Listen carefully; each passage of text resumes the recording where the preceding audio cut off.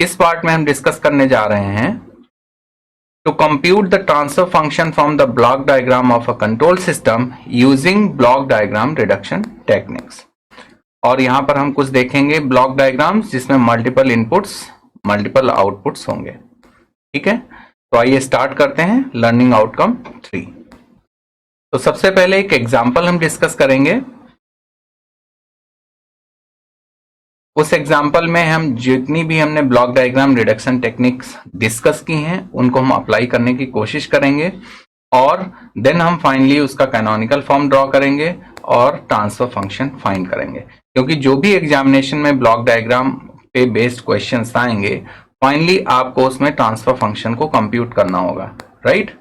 और वो कंप्यूटेशन में आपकी हेल्प करेगा ब्लॉक डायग्राम रिडक्शन टेक्निक्स। तो सबसे पहला एग्जाम्पल,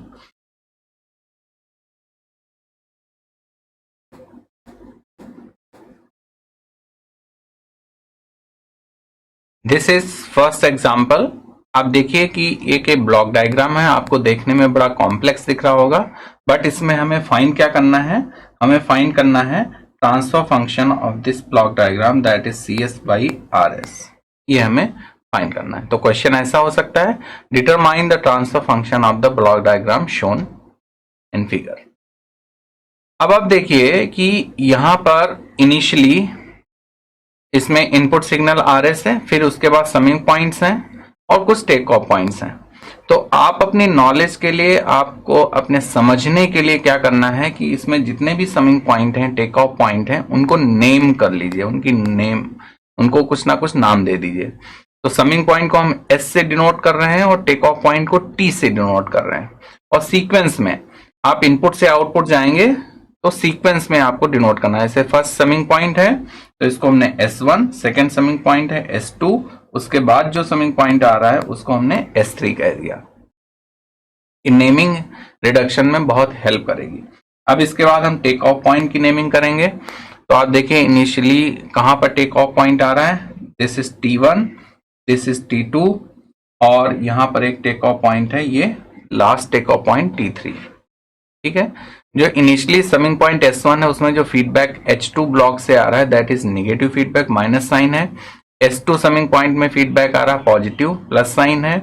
ठीक है, तो डिफरेंट टेक ऑफ पॉइंट्स हैं, डिफरेंट टाइप के फीडबैक्स हैं। अब आप इसमें देखिए कि स्टार्ट कहां से करें इसको। आपने लगभग 9-10 वेरिएंट्स में ब्लॉक डायग्राम रिडक्शन टेक्निक्स देखी हैं, लेकिन कौन सी जगह से हमको स्टार्ट करना चाहिए। तो किसी भी ब्लॉक डायग्राम में जो स्टार्टिंग पॉइंट होता है वो होता है कि सबसे पहले आप देखिए कि जो गेन ब्लॉक हैं वो सीरीज मींस कैस्केडेड फैशन में कितने कनेक्टेड हैं और कितने पैरेलल में कनेक्टेड हैं। अगर ये दिखे तो नंबर ऑफ ब्लॉक्स एक साथ रिड्यूस हो जाएंगे, आपको ब्लॉक डायग्राम पहले ही छोटा लगने लगेगा। लेकिन हर एक स्टेप को आपको एलेबरेट करना पड़ेगा, नंबर 1, नंबर 2 जितने स्टेप्स आप लिख रहे हैं और क्या क्या उसमें कर रहे हैं। अगर गेन ब्लॉक को आप कैस्केड फॉर्म में मर्ज कर रहे हैं वो लिखना पड़ेगा, गेन ब्लॉक अगर पैरेलल फॉर्म में मर्ज कर रहे हैं वो लिखना पड़ेगा, अगर शिफ्टिंग कर रहे हैं टेक ऑफ पॉइंट की समिंग पॉइंट या ब्लॉक के बाद या समिंग पॉइंट की ब्लॉक के बाद वो लिखना, वो मेंशन करते हुए आपको स्टेप बाय स्टेप चलना है। ठीक है, तो इसमें सबसे पहला स्टेप जो आएगा वो क्या है, आप यहां पर देखिए कि ये गेन ब्लॉक G1 और गेन ब्लॉक G4 ये दोनों कैस्केड में कनेक्टेड हैं सीरीज में, इनके बीच में कुछ भी नहीं है तभी कैस्केड फैशन में हुए।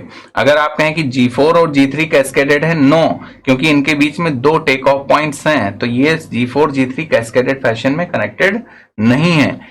सिर्फ कनेक्शन कैस्केड फॉर्म में किसका है, G1 और G4 का।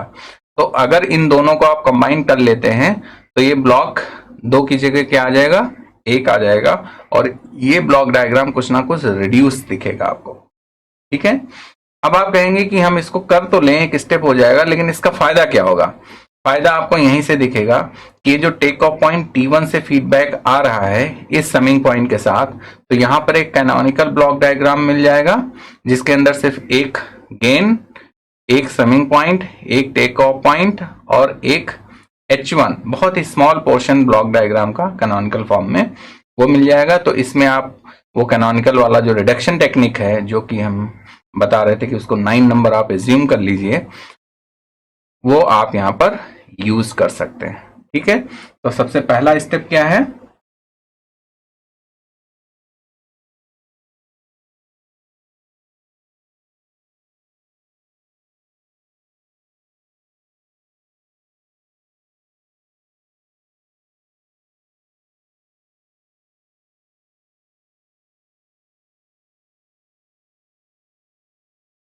Combine G1 and G4 blocks. जैसे आपने इसको कंबाइन किया, नेट गेन कितना हो जाएगा? नेट गेन हो जाएगा G1 G4, क्योंकि कैस्केडेड फैशन में दोनों मल्टीप्लाई हो जाते हैं। और उसका ब्लॉक डायग्राम क्या आ जाएगा? आपको ब्लॉक डायग्राम ड्रॉ करना है। ब्लॉक डायग्राम आपको हर एक स्टेप में ड्रॉ करना है, इसलिए ब्लॉक डायग्राम मेथड जो होता है सिंप्लीफिकेशन का, थोड़ा सा लेंदी हो जाता है, टाइम टेकिंग हो जाता है, इसलिए इसको आगे आने वाले टाइम में कहा जाता है कि इसको कम प्रेफरेंस दिया जाता है। बट एग्जामिनेशन पॉइंट ऑफ से इस पे क्वेश्चंस आते हैं, इसलिए उतना ही इंपॉर्टेंट है जितना कि आने वाले टॉपिक्स।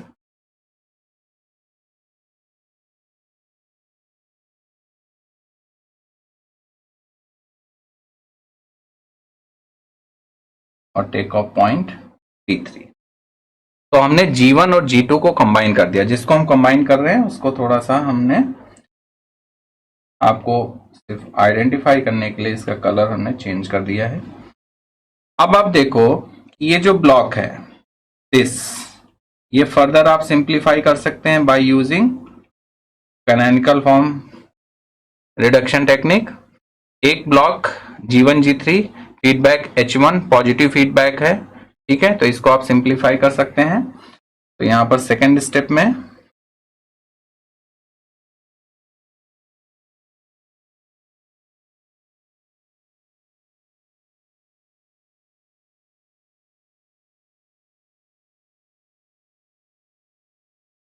एक चीज और आप यहां पर कर लीजिए कि जितने फीडबैक हैं उनको भी आप लूप नंबर्स प्रोवाइड कर दीजिए। तो जैसे हमने यहां पर इसकी नेमिंग की थी, वैसे यहां पर फीडबैक लूप ये 1 हो गया और फीडबैक लूप ये मेजर वाला जो है 2 हो गया। ठीक है, तो जब हम सिंप्लीफाई या एलिमिनेशन की बात करेंगे तो यहां पर लूप नंबर दे देंगे, तो इसलिए एग्जामिनर को तुरंत दिख जाएगा कि इसने कौन सा लूप सिंप्लीफाई किया। तो सिंप्लीफाई और एलिमिनेट फीडबैक लूप 1। ठीक है, तो जब आप इसको सिंप्लीफाई करेंगे तो इसका ट्रांसफर फंक्शन कितना आ जाएगा? G1 G3 कैसा फीडबैक है? पॉजिटिव फीडबैक है, प्लस साइन है, तो 1 माइनस G1 G3 H1 ये ट्रांसफर फंक्शन आ जाएगा। तो ये इंटरमीडिएट ट्रांसफर फंक्शन हमने लिख दिया T1S, या फिर इसको हम G1S लिख देंगे क्योंकि गेन चल रहे हैं हमारे, है ना, तो इसको हम G' लिख देते हैं, G'। तो एक ब्लॉक आ जाएगा G' का। अब आप देखिएगा यहां पर कि S2 समिंग पॉइंट सिंप्लीफाई हो गया, पिक्चर से एलिमिनेट हो गया। तो एलिमिनेशन के बाद यहां पर एक ब्लॉक आ गया जिसका गेन कितना है? G'। हर बार ब्लॉक के अंदर वो कंप्लीट वैल्यू लिखने की जरूरत नहीं है क्योंकि बहुत ही फिर लेंदी होता चला जाएगा। तो ये समिंग पॉइंट 1 था, समिंग पॉइंट 3 2 एलिमिनेट हो गया है, नेम वही रहेंगे जो पहले था। ठीक है, ये टेक ऑफ पॉइंट 2 था, this is take off point 3, take off point 1 is eliminated now. अब आपके पास फीडबैक लूप सिर्फ 2 बचा हुआ है। यहां पर आप देखो इस पर्टिकुलर पोर्शन में फोकस कीजिए, जो हम ग्रीन कलर का डॉटेड ब्लॉक यहां पर ले रहे हैं, इसमें आप फोकस कीजिए कि ये जो पर्टिकुलर समिंग पॉइंट S3 है, इस पे एक गेन कितना आ रहा है? G3, और जो कि T2 से ओरिजिनेट हो रहा है, और T2 से ही एक गेन ओरिजिनेट हो रहा है G2 जो कि इस समिंग पॉइंट पे आ रहा है, और ये दोनों पॉजिटिव हैं। तो एक ही ओरिजिनेशन पॉइंट, एक ही टर्मिनेशन पॉइंट। इसका मतलब क्या हो गया कि वो दोनों गेन ब्लॉक किस में कनेक्टेड हैं? पैरेलल में कनेक्टेड है। तो आप इनको सिंप्लीफाई कर सकते हैं, पैरेलल में है ना। तो नेक्स्ट स्टेप क्या रहेगा हमारा? थर्ड स्टेप,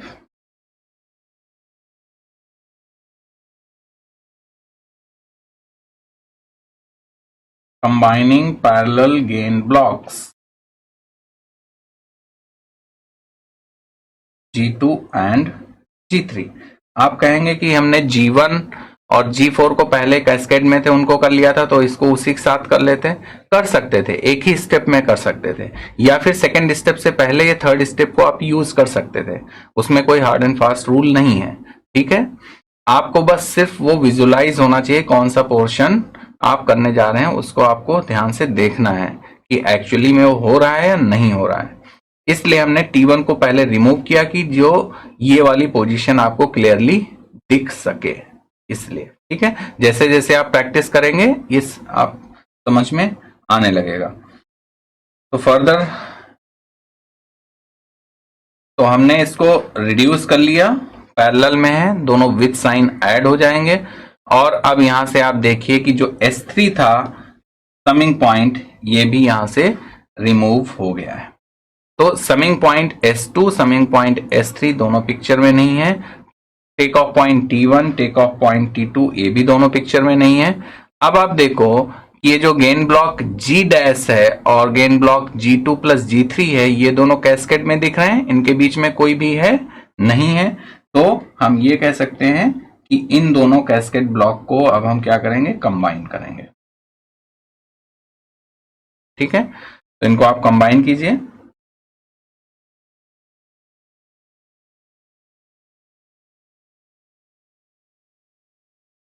और जी टेस्ट की वैल्यू हमने सॉल्व की थी यहाँ पे G1 G3।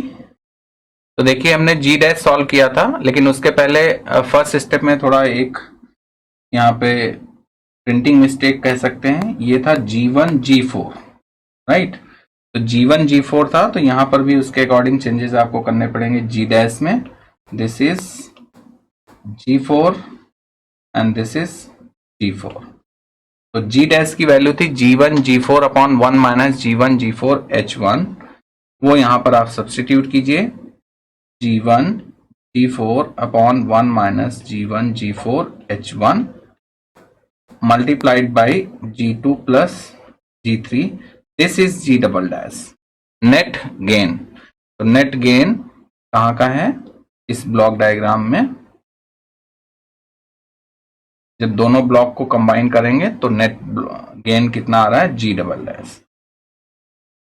तो उसको आपको ड्रॉ करना पड़ेगा, हर एक स्टेप में आपको ब्लॉक डायग्राम ड्रॉ करना है।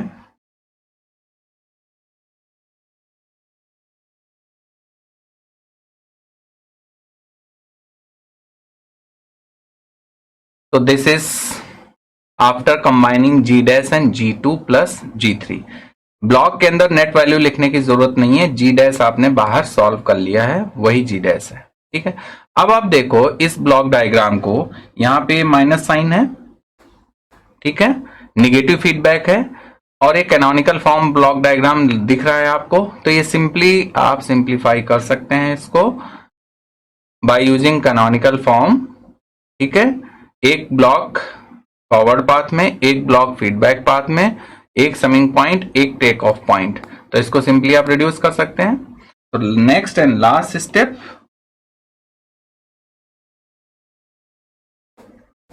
रिड्यूस और एलिमिनेट फीडबैक लूप 2।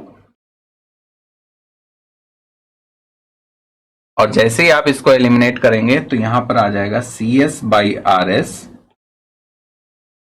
कितना? G dash upon 1, negative feedback है तो यहां पर क्या आ जाएगा? Plus GH। तो G कितना है? G डबल डैश, H कितना है? H2। ठीक है, अब यहां पर आप G डबल डैश की वैल्यू सब्सटीट्यूट कर सकते हैं। और G डबल डैश कितना था? G1 G4,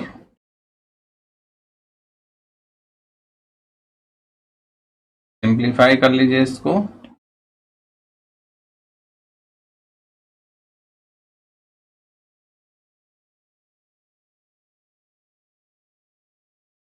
So this is the net transfer function for the given block diagram. तो आप यहाँ पर देखिए कि थोड़ा सा मुश्किल इसलिए लग रहा है क्योंकि हर एक स्टेप में आपको ब्लॉक डायग्राम बनाने की जरूरत यहाँ पर है, ठीक है। यही इसमें थोड़ा सा आपको डिफिकल्टी वाली बात आती है कि हर एक रिडक्शन मेथड के बाद आपको ब्लॉक डायग्राम नया ड्रॉ करना पड़ेगा। अगर नहीं ड्रॉ करते हैं तो अगला स्टेप समझ में आप क्या करना है वो आप समझ नहीं पाएंगे, इसलिए एक एक स्टेप को क्लियरली आपको मेंशन करना है, ठीक है। अब हम देखेंगे कि इस ब्लॉक डायग्राम, जो अभी तक हमने ब्लॉक डायग्राम डिस्कस किए हैं, इसमें एक इनपुट था RS, एक आउटपुट था CS। सपोज यहां पर मल्टीपल इनपुट्स हों, जैसे हम कोई सिग्नल ट्रांसमिट करते हैं, बात करते हैं मोबाइल पे, ठीक है, हमने सिग्नल ट्रांसमिट किया और उसी वक्त कोई बैकग्राउंड नॉइज आ गई, तो नॉइज सिग्नल भी उसमें ऐड हो रहा है। तो यहां पर दो इनपुट हो गए, एक अनवांटेड इनपुट जो नॉइज सिग्नल है और एक आपकी वॉइस सिग्नल है ना। तो ये दोनों अगर हैं और आपको ट्रांसफर फंक्शन फाइंड आउट करना है तो कैसे सॉल्व करेंगे वो देखेंगे। Multiple input and output case discuss करने जा रहे हैं।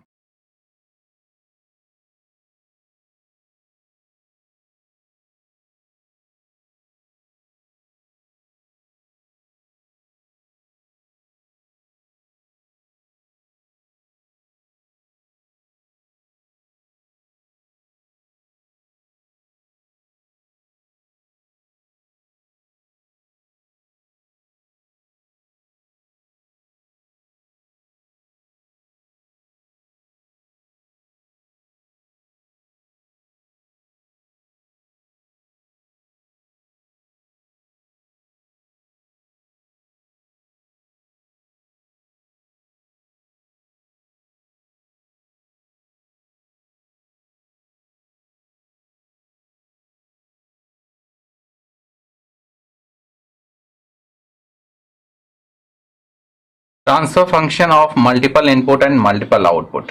यहां पर आप देखिए कि एक इनपुट RS है, साथ ही साथ यहां पर एक सेकेंड इनपुट है XS, जो इसमें नेक्स्ट समिंग पॉइंट में ऐड हो रहा है। तो ये आप यहां पर, जैसा मैंने बताया कि समिंग पॉइंट और टेक ऑफ पॉइंट के नेम्स यहां पर आप मेंशन कर दीजिए, S1 S2 T1 T2, like जैसे यहां पर हमने मेंशन किया है। अब ऐसे केस में अगर आपको suppose output CS find out करना है, तो ये जो CS आउटपुट होगा ये दोनों इनपुट की वजह से होगा, लेकिन एट ए टाइम, जैसा कि मैं पहले भी बता चुका हूं, एट ए टाइम यानी कि एक कैलकुलेशन में एक ही इनपुट यूज कर पाएंगे। कहने का मतलब है कि पहले CS आप RS की वजह से फाइंड करेंगे, देन आप CS XS की वजह से फाइंड करेंगे और फिर उनका सुपरपोजिशन ले लेंगे। ठीक है, यानी कि CS RS की वजह से पहले फाइंड कर लीजिए, फिर CS XS और दोनों की वजह से CS को ऐड कर लीजिए। तो due to RS suppose CS is C1S, due to XS suppose CS is C1S, then CS equals to C1S plus C2S। ठीक है, ये मल्टीपल इनपुट का केस हो गया। ऐसे ही यहाँ पर इनपुट तो मल्टीपल है, मल्टीपल आउटपुट भी हो सकते हैं, तो उसमें भी हम देखेंगे एट ए टाइम एक इनपुट एक आउटपुट कंसीडर करेंगे। आउटपुट तो दोनों एक साथ देख सकते हैं उस इनपुट की वजह से, वो भी हम एक केस डिस्कस करेंगे, राइट। तो in this case consider RS and XS equals to 0। Consider RS as input and take XS equals to 0। तो जब XS 0 हो जाएगा इस पर्टिकुलर ब्लॉक में, तो ये जो समिंग पॉइंट S2 है इसका कोई मीनिंग नहीं रहेगा। अगर आपने XS को 0 ले लिया तो जो समिंग पॉइंट S2 है उसका मीनिंग नहीं रहेगा। क्यों? समिंग पॉइंट की जरूरत तभी पड़ती जब उसमें दो सिग्नल एटलीस्ट आ रहे हों, लेकिन XS तो 0 हो गया तो उस सिग्नल, वो तो नल सिग्नल है, यानी कि समिंग पॉइंट S2 खत्म हो जाएगा। तो इस ब्लॉक डायग्राम को आप ऐसे डायरेक्टली ऐसे शो कर सकते हैं। अब आप यहां पर देखो G1 G2 तो कैस्केड में है, तो मल्टीप्लाई हो जाएंगे और एक नेट ब्लॉक डायग्राम मिल गया कैनोनिकल फॉर्म में। तो इसका जो CS हो जाएगा वो कितना हो जाएगा, यहां पर आप लिखिए G1 and G2 are in cascade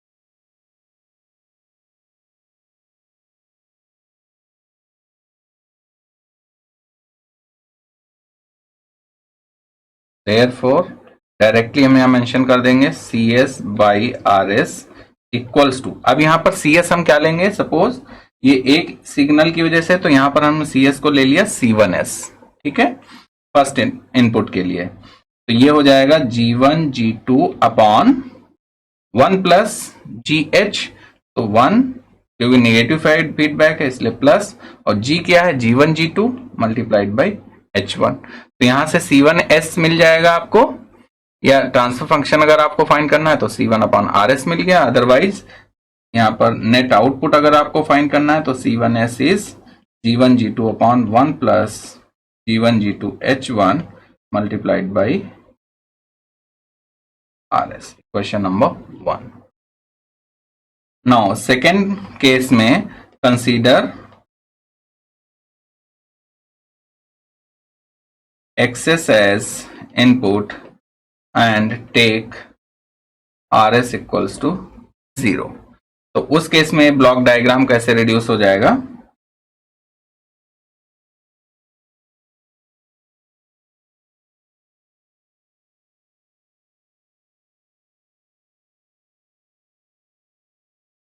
S1 summing point picture से गायब हो जाएगा और ये जो फीडबैक है वो डायरेक्टली G1 पे आ जाएगा, ठीक है, ऐसे।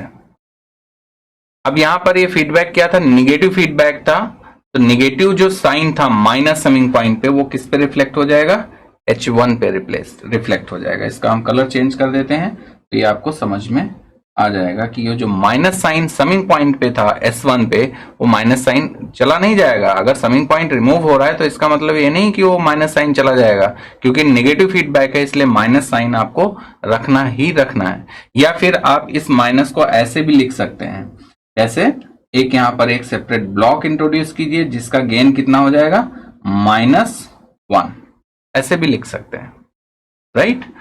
तो इसका अगर आपको ट्रांसफर फंक्शन फाइंड करना है तो इसको थोड़ा सा आप सिंप्लीफाई कर लीजिए, क्योंकि बीच में समिंग पॉइंट आ रहा है, समझ में नहीं आ रहा है। तो हमने क्या किया, ये समिंग पॉइंट लिया जिसपे X1S सिग्नल आ रहा है, सिग्नल ऐड हो रहा है, इससे हम आगे बढ़ेंगे, यानी कि फॉरवर्ड मोशन, फॉरवर्ड पाथ। तो G2 की तरफ जाएंगे और आउटपुट देखेंगे कितना है ना। हमेशा इनपुट टू आउटपुट आपको ब्लॉक डायग्राम ड्रॉ करना है। तो G2 और यहां से आपको मिल रहा है CS। अब CS से और ये CS क्या हो जाएगा, C2S, तो हमने इसको ले लिया C2S क्योंकि सेकेंड इनपुट की वजह से है। तो C2S से फीडबैक जा रहा है कौन सा, H1, और इसको हमने -H1 आप लिख सकते हैं इसको, या फिर ये माइनस साइन आगे रिफ्लेक्ट कर देंगे समिंग पॉइंट पे, वो भी देखते हैं, क्योंकि वी जस्ट स्टार्टिंग है, हम जंप नहीं करेंगे। देखिए वैसे ही ब्लॉक है H1, ये माइनस साइन किसी के साथ हम मल्टीप्लाई कर सकते हैं, चाहे -H1 के साथ या G1 के साथ, क्योंकि ये कैस्केड में है। कैस्केड में ये दोनों क्या हो जाते, तीनों जितने भी गेन हैं ब्लॉक्स आते हैं इसमें वो मल्टीप्लाई हो जाते हैं। और ये यहाँ पे साइन कैसा था, पहले प्लस साइन था, तो ये प्लस अभी भी रहेगा यहाँ पे।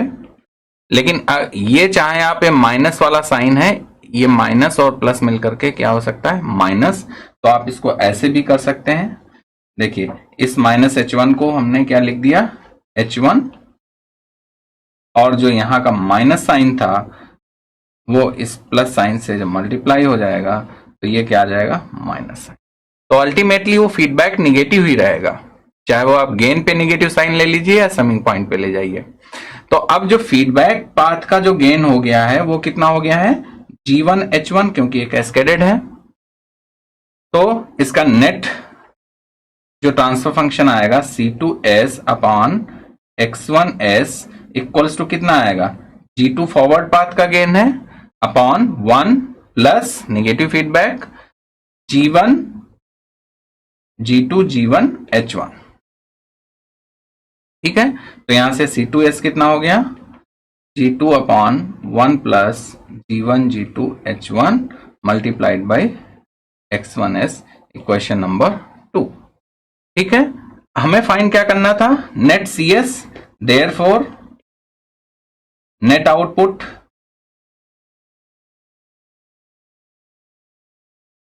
CS इक्वल्स टू क्या हो जाएगा, C1S plus C2S।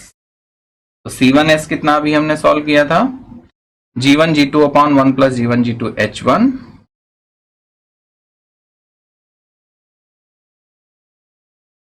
Into RS plus G2 upon 1 plus G1 G2 H1 into X1S। तो इसको आप सिंप्लीफाई और कर सकते हैं, G1 G2 RS plus G2 X1S divided by 1 plus G1 G2। तो ये नेट आउटपुट हो गया। ठीक है, तो जैसे ही मल्टीपल इनपुट मल्टीपल आउटपुट के केसेस आए, आपको ऐसे करना है, एट ए टाइम एक इनपुट सेलेक्ट करना है, उसकी वजह से आउटपुट फाइंड कीजिए, दूसरा इनपुट सेलेक्ट करना है, आउटपुट फाइंड कीजिए, फिर दोनों आउटपुट्स को ऐड कर दीजिए, सुपर इंपोज कर दीजिए, नेट आउटपुट आपको मिल जाएगा। Right,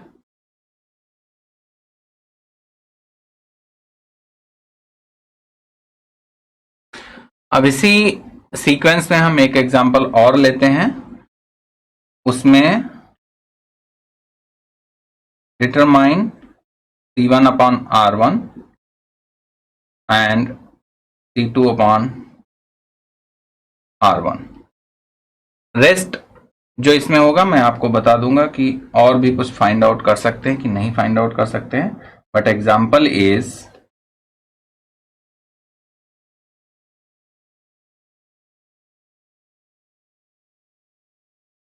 this is the question. आप देखिए कि इस क्वेश्चन में दो इनपुट हैं R1 R2 और दो आउटपुट हैं C1 C2। आप यहां पर देख सकते हैं कि अगर हम किसी भी ब्लॉक में या किसी भी ब्रांच में एरो मिस कर दें तो आपको समझ में नहीं आएगा कि कौन सा सिग्नल किधर जा रहा है, कौन किसका इनपुट है, कौन किसका आउटपुट है। इसलिए एरोज आर वेरी इंपॉर्टेंट। ठीक है, मैं एक बार फिर से आपको बता रहा हूं। अब अगर हमें इसमें क्वेश्चन में कह रहा है कि आपको C1 अपॉन R1 सॉल्व करना है, C1 अपॉन R2 सॉल्व करना है, जैसे मैंने कह दिया कि इस क्वेश्चन में फाइंड C1, तो आपको क्या करना है, C2 जीरो कर देना है, क्योंकि C2 आउटपुट अब पिक्चर में नहीं आएगा। एट ए टाइम एक इनपुट एक आउटपुट एक इनपुट। ठीक है, तो C1 सॉल्व करने के लिए R1 R2 1 बाई 1 आपको कंसीडर करना है और C2 को उसमें जीरो रखना है। तो C1 R1 की वजह से, C1 R2 की वजह से, दोनों को ऐड कर देंगे, नेट C1 मिल जाएगा। C1 अपॉन R1 सॉल्व करना है, तो इसका मतलब क्या है, R2 जीरो होगा, C2 जीरो होगा। C1 अपॉन R2 सॉल्व करना है, इसका मतलब R1 जीरो होगा, C2 जीरो होगा। C2 अपॉन R1 सॉल्व करना है, इसका मतलब C1 जीरो होगा और R2 जीरो होगा। C2 अपॉन R2 के लिए R1 और C1 दोनों जीरो होंगे। तो इसमें से दो मैं सॉल्व करूंगा, दो आप अपने आप सॉल्व करिएगा। तो मैं आपको फिर से बता देता हूं, फॉर C1 अपॉन R1 क्या क्या जीरो होगा, C2 जीरो होगा, R2 जीरो होगा। For C1 upon R2 C2 zero, R1 zero. For C2 upon R1 यहां पे C1 zero, R2 zero, and for C2 upon R2 C1 zero, R1 zero. ठीक है, तो सबसे पहली कंडीशन हम लेते हैं, C1 अपॉन R1 सॉल्व करते हैं। तो हम लिख सकते हैं this is A, this is B, C and D। हर एक कंडीशन में ब्लॉक डायग्राम चेंज होगा। वो for A C1 upon R1 C2 is zero, R2 is zero. तो ब्लॉक डायग्राम कैसा होगा, अब यहां पर C1 को जीरो कर दीजिए। C1 upon R1 find out करना है, तो आप C2 को जीरो करेंगे और R2 को जीरो करेंगे। तो जैसे ही R2 जीरो होगा, ये जो समिंग पॉइंट है ये रिमूव हो जाएगा। ठीक है, ये यहां पर नहीं रहेगा, और C2 जीरो होगा तो ये वाली लाइन कैंसिल हो जाएगी। तो नेट ब्लॉक डायग्राम क्या आएगा, आपको इनपुट से आउटपुट चलना है। इनपुट प्रेजेंट है, R1 प्रेजेंट है। R1 किस समिंग पॉइंट में जा रहा है, सबसे पहले समिंग पॉइंट की नेमिंग कर लीजिए, S1 है, ये S2 है। टेक ऑफ पॉइंट की नेमिंग कर लीजिए, T1 है, दिस इज T2। ठीक है, दो टेक ऑफ पॉइंट, दो समिंग पॉइंट। अब हमें C1 R1 में डील कर रहे हैं हम, तो R1 is going to the summing point S1, यहां पर आ गया। R1 मेन इनपुट हमेशा ऐड होता है। फिर उस समिंग पॉइंट के बाद आप देखेंगे आउटपुट की तरफ जाएंगे, आउटपुट इज C1 और इस आउटपुट पे कौन सा ब्लॉक जा रहा है, G1 ब्लॉक जा रहा है, तो ये G1, ठीक है। इनपुट टू आउटपुट हो गया। अब आउटपुट टू इनपुट जाएंगे। अब आउटपुट पे आप देखिए टेक ऑफ T1 है, टेक ऑफ पॉइंट T1, तो यहां पर T1 से एक ब्रांच जा रही है और उस ब्रांच में सबसे पहला जो गेन ब्लॉक आ रहा है G2 का। फिर G2 के बाद एक गेन ब्लॉक कहां पर, देखिए यहां से ब्रांच जा रही है ये G2 पे, G2 से ये इस समिंग पॉइंट पे, बट क्योंकि R2 0 है तो इस समिंग पॉइंट का कोई सिग्निफिकेंस नहीं है, तो ये जो ब्रांच आएगी वो किस में कनेक्ट हो जाएगी, डायरेक्ट G4, और ये G4 से ब्रांच जाएगी, ये किस में जाएगी, G3, और G3 ये फाइनली किस पे कनेक्ट हो जाएगा, S1 पे। तो ये आप देखिए कि C1 आउटपुट हम कंसीडर कर रहे हैं, तो C1 आउटपुट से ये टोटल इनपुट तक कितने गेन ब्लॉक आ जाएंगे, G2, G4 और G3, ठीक है। इस केस में G2 देन G4 और देन G3। अभी सिर्फ हमने गेन ब्लॉक्स देखे हैं, साइन को अभी हमने ध्यान नहीं दिया है। G3 जो कनेक्टेड है S1 पे विद माइनस साइन कनेक्टेड है, हमने माइनस साइन ले लिया। बट यहां पर आप देखिए ये जो G2 गेन है, G2 गेन इस समिंग पॉइंट पे विथ माइनस साइन आ रहा है, तो ये माइनस साइन कहां रिफ्लेक्ट हो जाएगा, अपने प्रीवियस गेन पे, जैसा कि मैंने पहले भी बताया है। तो ये जो माइनस साइन है वो इस प्रीवियस गेन G2 पे शिफ्ट हो जाएगा, ये आपको ध्यान रखना है। या -1 गेन का आप एक ब्लॉक इंट्रोड्यूस कर दीजिए, तो ब्लॉक इंट्रोड्यूस करने से अच्छा है वो माइनस साइन अपने प्रीवियस गेन पे शिफ्ट कर दीजिए, ठीक है। तो आप देखो कि G2, G4, G3, -G2, G4, G3 अब किस में आ गए, कैस्केड फैशन में। तो कैस्केड फैशन में आ गए तो इनका इक्विवेलेंट ब्लॉक डायग्राम क्या हो जाएगा, G1, यहां पे C1 समिंग पॉइंट में R1 इनपुट, इसमें इनपुट फीडबैक गेन है वो कितना हो जाएगा, -G2, G3, G4,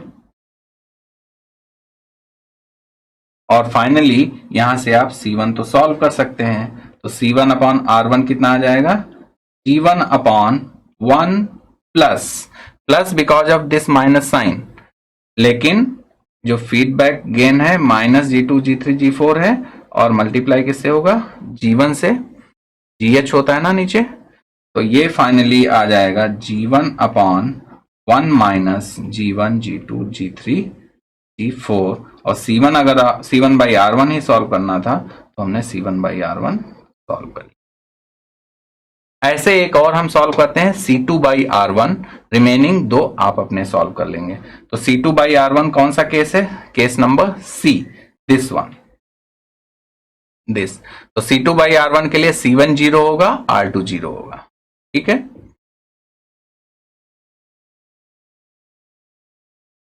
तो for case C, C2 by R1 क्या क्या 0 होगा, C1 0 होगा, R2 0 होगा। तो C1 0 होगा, हम C1 को यहां से रिमूव कर देते हैं। ये समिंग पॉइंट S1 था, समिंग पॉइंट S2, यहां पर टेक ऑफ पॉइंट T1 था, और ये टेक ऑफ पॉइंट T2 था। तो C2 बाई R1 के लिए R2 भी 0 होगा, तो हमने इसको लिख देते हैं यहां पर C1 0, R2 0। तो R2 0 होगा, again summing point S2 picture में नहीं रहेगा, C1 0 है, C2 पिक्चर में रहेगा। तो अब सबसे पहले जब इसका इक्विवेलेंट ब्लॉक डायग्राम ड्रॉ करेंगे तो हम कहां से कहां तक जाते हैं, सबसे पहले इनपुट टू आउटपुट, देन हम जाएंगे आउटपुट टू इनपुट, कौन कौन से एलिमेंट दोनों पाथ में आते हैं। तो सबसे पहले इनपुट हमारे पास कौन सा है, R1 इनपुट है, तो R1 इनपुट को हमने एज इट इज रख लिया। R1 इनपुट के बाद समिंग पॉइंट S1 आ गया, समिंग पॉइंट S1 के बाद फॉरवर्ड पाथ में ही गेन G1 आ गया, तो हमने G1 को ले लिया पिक्चर में। G1 के बाद आउटपुट अभी क्या है हमारे पास C2, तो हमें आना है C2 तक। तो पाथ कौन सा ट्रेस होगा? पाथ ट्रेस होगा दिस R1 के फॉरवर्ड पाथ में, R1 के बाद G1, G1 के बाद ये पाथ, ठीक है, फिर यहां पे और फिर दिस इज फॉरवर्ड पाथ। जो ग्रीन कलर से हमने शो किया है दिस इज फॉरवर्ड पाथ। तो इस पाथ में आते हैं, G1 के बाद टेक ऑफ पॉइंट T1 का रोल खत्म क्योंकि C1 इक्वल्स टू 0 है, तो यहां सीधे क्या मिल जाएगा? G2। लेकिन G2 किससे कनेक्टेड है? समिंग पॉइंट S2, और समिंग पॉइंट S2 पे G2 विद माइनस साइन आ रहा था, R2 0 है तो समिंग पॉइंट S2 खत्म, तो ये माइनस साइन किस पे रिफ्लेक्ट होगा? G2 पे रिफ्लेक्ट होगा, तो इस माइनस साइन को हमने G2 पे लिख दिया। और G2 के बाद C2 जाने के लिए क्या है नेक्स्ट ब्लॉक? G4, तो यहां पर नेक्स्ट ब्लॉक आ गया G4, और G4 से फर्दर आप कहां तक आ गए? C2 तक। तो this is your forward path. अब इस फॉरवर्ड पाथ में आप देखेंगे यहां पर take off point T2 role picture में आ रहा है। अब T2 से फिर इनपुट तक जाएंगे, ठीक है। तो इनपुट तक जाने के लिए सबसे पहले T2 से क्या आ रहा है पिक्चर में? G3, राइट, और G3 से सीधे वो समिंग पॉइंट S1 पे कनेक्टेड है, तो यहां पे कनेक्ट हो गया। समझ में आ गया? तो ये हो गया net equivalent block diagram for the case C। अब यहां पर देखो G1, G2 और G4 कैस्केडेड में है और G3 फीडबैक पाथ में है, तो इसका नेट कितना आ जाएगा? C2/R1 equals to G/1 plus GH, क्योंकि नेगेटिव फीडबैक है तो G कितना है? G1, G2, G4 with minus sign क्योंकि G2 माइनस है, अपॉन 1 प्लस G कितना है? इसे G, और H कितना है? G3। H का मतलब जरूरी नहीं कि H ही आए, जो गेन का नाम है वो गेन आएगा, ठीक है। तो ये हो जाएगा G1, G2, G4 upon 1 minus G1, G2, G3, G4, और ये with minus sign, this is C2/R1। अब आप ऐसे ही C2/R2 और C1/R2 सॉल्व कर सकते हैं। तो आई होप कि multiple input multiple output case आपको अच्छे से समझ में आ गया होगा। तो बच्चों अभी हमने यहां पर लर्निंग आउटकम 3 कंप्लीट कर लिया है। आई होप कि आपको अच्छे से समझ में आ गया होगा। अगर कोई डाउट्स हैं, कहीं पर भी कोई इश्यू आ रहा है आपको समझने में या समझ में नहीं आया है, तो आप पूछ लीजिए अभी के अभी। अदरवाइज ये डाउट्स मीन्स कैरी फॉरवर्ड होते रहेंगे, है ना, जो कि बहुत ही एक डेंजरस थिंग है। कभी भी डाउट्स को आगे लेके बढ़ना नहीं चाहिए क्योंकि वो एक्यूमुलेट होते जाएंगे, और जब एक्यूमुलेट हो जाएंगे तो उन डाउट्स को आप सॉल्व करना आपके लिए बड़ा मुश्किल हो जाएगा, ठीक है। तो इसलिए अगर कोई डाउट है तो आप अपना डाउट्स यहीं क्लियर कर लीजिए। पारुल, कोई डाउट्स हैं आपको? आपके फेस एक्सप्रेशन से लग रहा है कि कहीं ना कहीं कुछ इश्यू है। हमने ब्लॉक डायग्राम रिप्रेजेंटेशन के तीनों लर्निंग मॉड्यूल यहां पर कंप्लीट कर लिए हैं। चलिए तो आइए अब हम आपका नॉलेज चेक करते हैं।